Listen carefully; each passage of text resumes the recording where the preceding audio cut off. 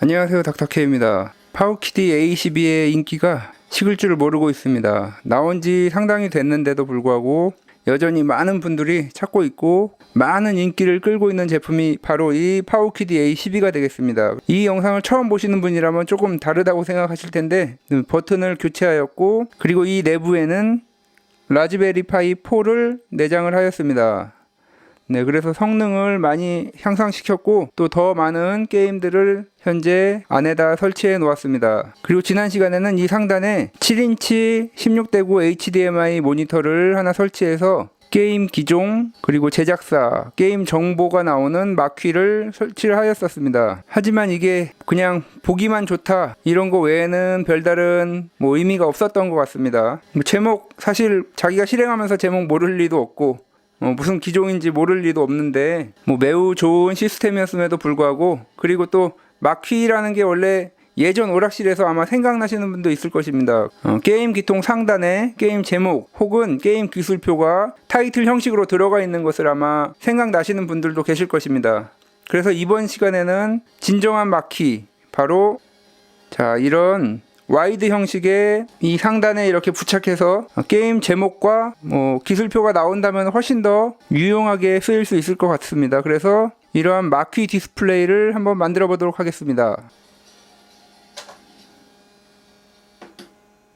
네, 우선 마퀴 디스플레이를 살펴보겠습니다. 마퀴 디스플레이는 8.8인치 1920에 480의 고해상도 IPS 디스플레이가 되겠습니다. 상당히 선명하고 화질도 좋은데 문제가 가격입니다. 엄청 비쌉니다, 가격이. 특히 이 AD 컨트롤러 보드가 상당히 고가입니다. 그래서 전체 가격이 거의 $120, 파워키디 A12 가격의 거의 2배 이상의 가격이 이 디스플레이에 나가고 있습니다. 그래서 정말 필요하신 분이 아니면 구매를 추천드리기는 어려울 것 같은데, 나중에 한번 보시면 알겠지만 화질이 정말 상상 이상이기 때문에 구매해서 나중에 더 좋은 바탑으로 변경을 했을 때 사용해도 되기 때문에 저는 가격을 떠나서 상당히 만족스러운 제품이라고 말씀드릴 수 있겠습니다. 네, 그리고 지난 시간에 16:9 디스플레이로 마키를 만들었던 것과 마찬가지로 2.5인치 하드드라이브 케이스를 이 컨트롤러 보드용 케이스로 사용을 하겠습니다. 그런데 이것을 제가 만들기 전에 처음에는 이 컨트롤러 디스플레이와 함께 파는 걸 구매를 했었습니다. 이 디스플레이와 이 컨트롤러 보드를 두 개를 구매를 했었는데,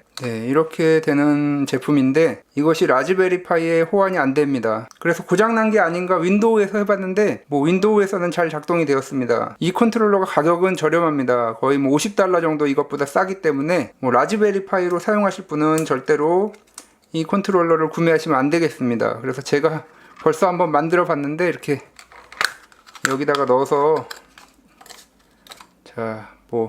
이렇게 만들다가 안 된다는 걸 알게 돼서 이것은 라즈베리 파이용으로 사용하시면 안 되고 윈도우즈용으로 하실 분들만 구매하셔야 되겠습니다. 그래서 어쩔 수 없이 그냥 맞진 않겠지만 대충 더 이걸 가공해서 여기다가 넣도록 하겠습니다.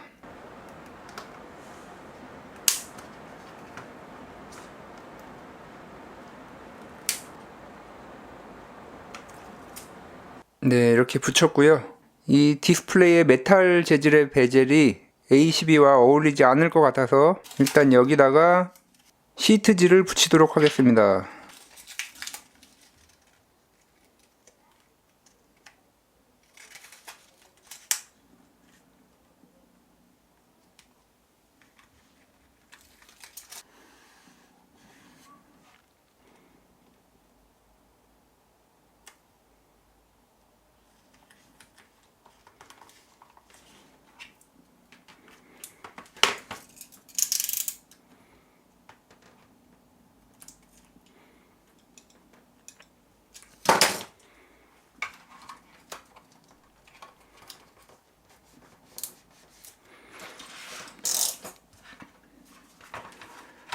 네, 이렇게 시트지까지 붙였습니다.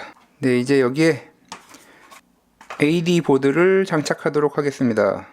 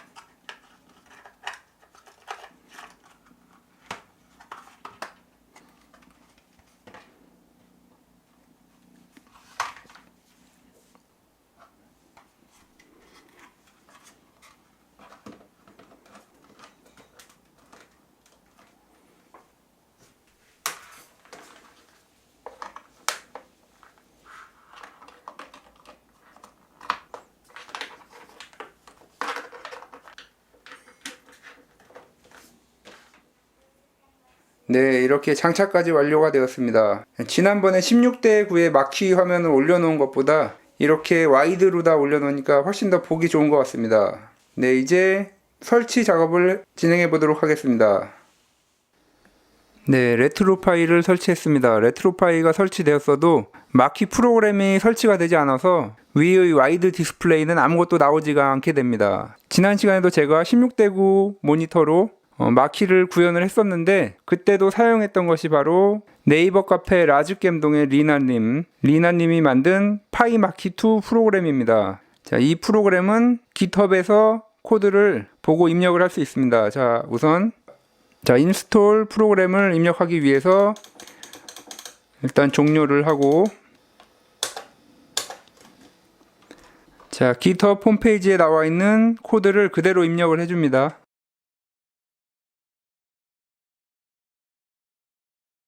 자, 대문자까지도 똑같이 입력을 해줘야 됩니다. 대소문자 구별해서 이렇게 입력을 해줍니다. 자, 클로닝이 완료되는 데는 2-3분 정도가 소요됩니다.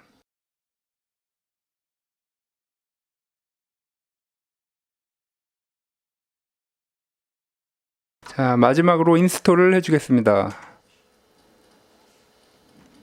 자, 설치가 완료가 되었습니다. 이제 SD카드를 PC에 연결을 합니다. 라즈베리파이 SD카드에 접근하는 방법은 여러 가지가 있습니다. 윈 SCP를 이용해서 무선으로 파일을 전송하는 방법도 있고, 파라곤이라는 이 프로그램을 사용하면, 파라곤 소프트웨어는 무료로도 사용을 할 수 있지만 무료 기간이 지나면 전송 속도가 상당히 느려지기 때문에 거의 사용하기가 어렵습니다. 그래서 윈 SCP나 아니면 라즈베리파이 자체의 파일 탐색기를 사용하지 않고 PC에서 작업을 하시려면 이 파라곤 소프트웨어를 사용하는 것이 편리하겠습니다. 자, 이렇게 마운트를 시키고 이렇게 리눅스 파티션에 접근을 하면 이 홈 파이에 들어가면 파이마키2라는 이러한 폴더가 존재하게 됩니다. 자, 여기 마키에는 이렇게 아케이드, 커스텀, 이 인스트럭션은 조작 방법이 나오게 하는 그림 파일을 넣으면 타이틀 마키와 함께 번갈아 가면서 마키 디스플레이에 뜨게 됩니다. 퍼블리셔는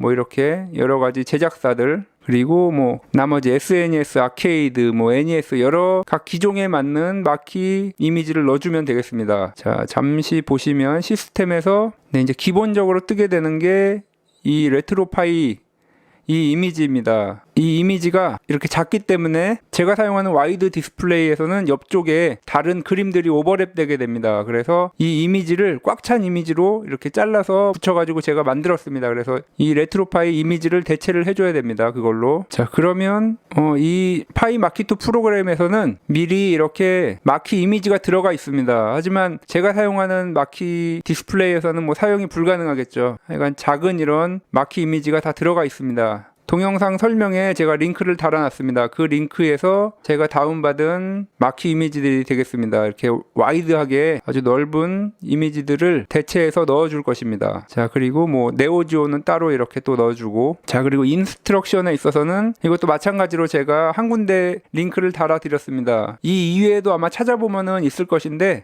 거기서 다운로드 받은 이 기술표들, 자, 이렇게 넓은 기술표가 저 디스플레이에 나오면 아마 이 정도 와이드면은 저의 1920에 480 디스플레이에서는 위아래 여백이 좀 발생할 것 같습니다. 이 정도가 거의 비슷하게 맞을 것 같습니다. 아니면 이것도 어느 정도 여백은 있을 것 같네요. 아무튼 이러한 인스트럭션도 또 방금 전에 설명드렸던 그 라즈베리파이 리눅스 파티션에 인스트럭션 폴더에다 넣어주면 되고, 자, 또한 기술표가 2개로 나눠져 있는 것들이 있습니다. 방금 전에 페이탈 퓨리 스페셜 보여드렸는데 제목과 함께 이게 1번 이미지가 되겠습니다. 기술표가 2개 있는 것은 이 커맨드 리스트 이미지를 마키에다가 덮어 씌워버리면 타이틀이 나오는 대신에 첫 번째 이 기술표가 나오고 몇 초가 지나면 이렇게 두 번째 기술표가 나오게 됩니다. 자, 그런데 한 가지 또 주의할 점이 이 디스플레이가 현재 세로형 디스플레이입니다. 세로형이기 때문에 이미지를 돌려줘야 됩니다. 윈도우 10에서는 간단하게 왼쪽으로 회전을 해주시면 네, 이렇게 간단하게 마키 화면이 다 돌아가게 됩니다. 자, 이제 이 인스트럭션 이미지를 라즈베리파이의 인스트럭션 폴더에다가 옮겨줍니다. 이 방법과 라즈베리 파이 자체의 탐색기를 이용하는 것이 속도는 가장 빠릅니다. 와이파이를 이용하는 것보다. 네, 그리고 이렇게 작업을 다 완료한 뒤에는 파라곤 소프트웨어에서 언마운트를 해줘야 파일 이동을 했던 것들이 다 적용이 됩니다. 자, 이제 나머지 아케이드 그리고 뭐 네오지오 이런 마키들을 옮겨주도록 하겠습니다.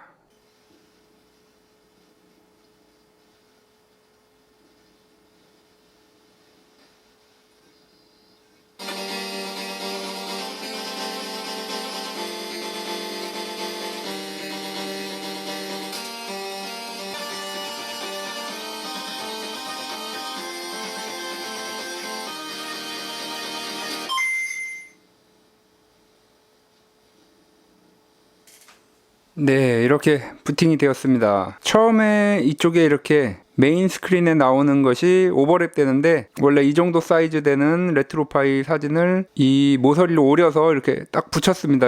그래서 1920에 480 사이즈로 만들었습니다. 그리고 아까 말씀드린 것처럼 왼쪽으로 돌리고 이렇게 되니까 옆에 오버랩 되는 화면도 안 나오고, 자, 이렇게 완벽하게 나왔습니다. 자, 뭐 게임을 여러 가지 깔긴 했는데 사실 고해상도의 와이드 마키 화면은 일단 제가 구한 것은 아케이드밖에 없습니다. 일단 다른 거는 제가 알고 있기로는 와이드로는 고해상도 와이드로는 나와 있는 것이 없는 것 같습니다. 일단 뭐 찾아보긴 하겠지만 현재로서는 뭐 네오지오라든가 아케이드 쪽 외에는 전부 16대 9 아니면은 뭐 고해상도라도 이렇게 울트라 와이드로 나오는 화면은 없기 때문에 오늘 테스트할 것은 아케이드 위주로 테스트를 하겠습니다. 자, 라즈베리 파이 4라 반응 속도가 정말 빠릅니다. 와, 이 고해상도 보이시나요?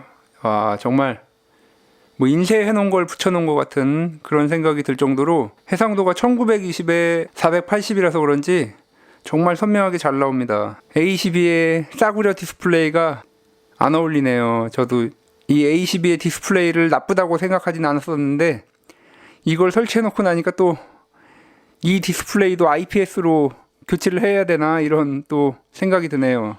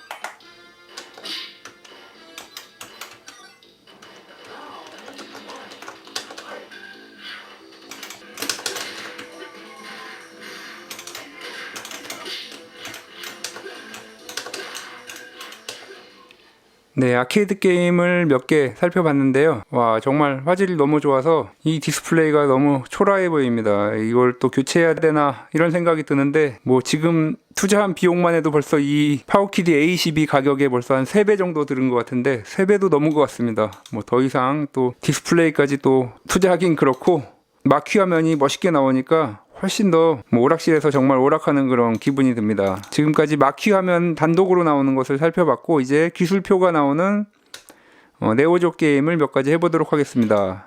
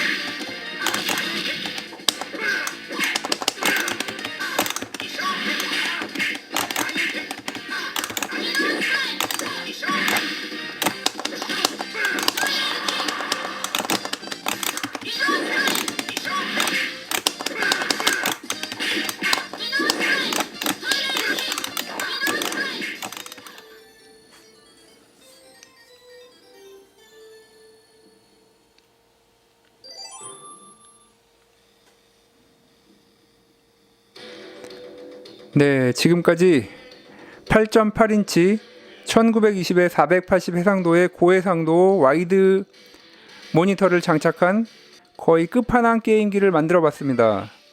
네, 지금 파워키드 A22를 처음 샀을 때 비용에 몇 배가 들어가서 이 정도 기능이 안 되면 안 될 그런 비용이 들어갔습니다. 네.